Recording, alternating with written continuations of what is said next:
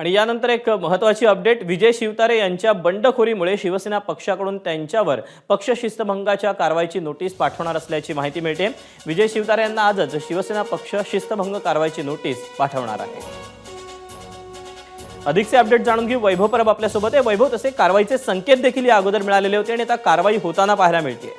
दीपक, याचं कारण असं आहे की 2 वेळा एकनाथ शिंदे यांनी शिवतारेंची मनधरणी करण्याचा प्रयत्न केला आणि त्यानंतर देखील शिवतारे आहेत ते आपल्या भूमिकेवर ठाम असल्यामुळे महायुतीत कुठलाही एक अडचणीचा तिढा हा कायम राहू नये या संदर्भात आहेत ती ही कारवाई होण्याची शक्यता नाकारता येत नाही। कारण का कुठल्याही परिस्थितीत मिठाचा खडा हा महायुतीत पडू नये या संदर्भातले अनेक आदेश आहेत ते याआधीच स्वतः अजित पवार, देवेंद्र फडणवीस आणि एकनाथ शिंदे यांनी आपल्या सर्व नेत्यांना, कार्यकर्त्यांना, आमदारांना, खासदारांना आणि प्रवक्त्यांना आधी दिले होते।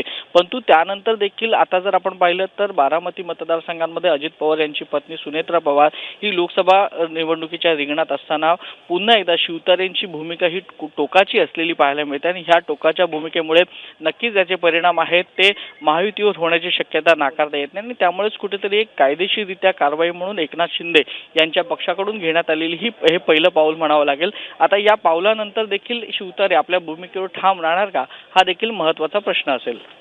दीपक, एबीपी माझा, उघडा डोळे बघा नीट।